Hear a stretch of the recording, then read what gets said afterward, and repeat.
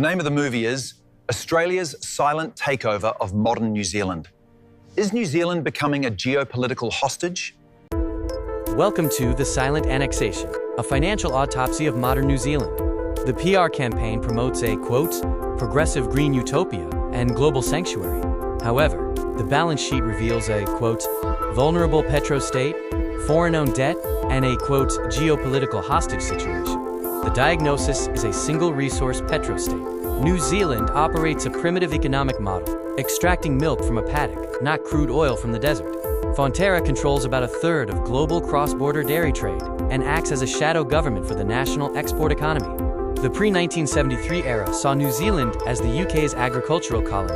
The 1973 shock, when Britain joined the European Economic Community, was an existential wake-up call that abruptly severed the trade umbilical cord. The failed recovery meant New Zealand swapped one superpower master for another, rather than diversifying.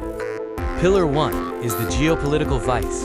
The West provides physical security through alliances like Five Eyes. The East offers an economic paycheck, with over 25% of export revenue depending entirely on Beijing. The fatal calculus suggests a collapse if they honor Western sanctions, or surrender the Western security guarantee to appease Beijing. The 1901 ghost is the empty chair. New Zealand was written into the 1901 Australian Constitution as a foundational state, but Wellington politicians declined. 125 years later, a financial vacuum created by this decision led to economic annexation without a shot fired. The fatal prescription was Rogernomics, a brutal economic shock therapy that slashed agricultural subsidies and deregulated the financial sector. The intended cure was a hyper-efficient, high-tech economy. The actual autopsy reveals productive industry was stripped, while massive tax loopholes for property speculation forced capital toward the path of least resistance.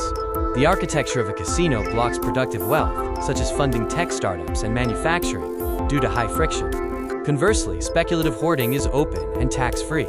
The resulting trap is that intellectual and financial capital is trapped in aging, damp Auckland bungalows. Pillar 2 is the Frictionless Mortgage Factory. The Big Four Australian banks control nearly 90% of New Zealand's banking assets. They pump credit into the unregulated housing market, skyrocketing prices. Billions in mortgage interest profit are then vacuumed out of the economy and wired directly to corporate headquarters in Australia. This is the generational kill shot. To pay the entry fee to this real estate casino, citizens have destroyed their balance sheets. Entire generations are leveraging themselves to the breaking point, handing over nearly half of their lifetime earnings to Australian banks. Older generations engage in economic cannibalism by consuming the economic future of their children. Pillar 3 is the Tasman Equation. A person like a civil engineer in Auckland faces stagnant wages and high costs of living, making housing unaffordable. Moving to Brisbane, Australia, provides an immediate 20 to 30% salary jump and a double retirement trajectory. Evacuating is now a mathematical survival strategy, not a career choice. This creates the Incubator state through demographic bleed. The New Zealand taxpayer subsidizes the education, healthcare, and infrastructure to raise a young engineer. Upon becoming productive, that engineer boards a plane, and their lifetime economic output is handed to the Australian government as a free gift. This is the Architecture of Annexation, a triangle where Beijing extracts physical commodities, Australian banks extract mortgage interest, and the Australian government extracts human capital. Wellington is the center void, a sovereign nation stripped of its wealth generation engines and locked in administrative paralysis. The question is, if Beijing owns the national paycheck and Sydney owns the national mortgage, what does Wellington own? Wellington's new role is managing a declining hotel where the global elite can buy an apocalyptic insurance policy, while native staff are priced out of the building.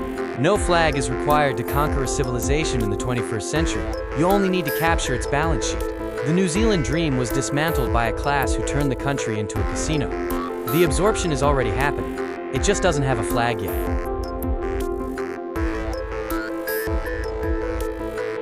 Hey everyone, if you're enjoying this, make sure to like and follow and hit subscribe for more great content. Thanks for watching.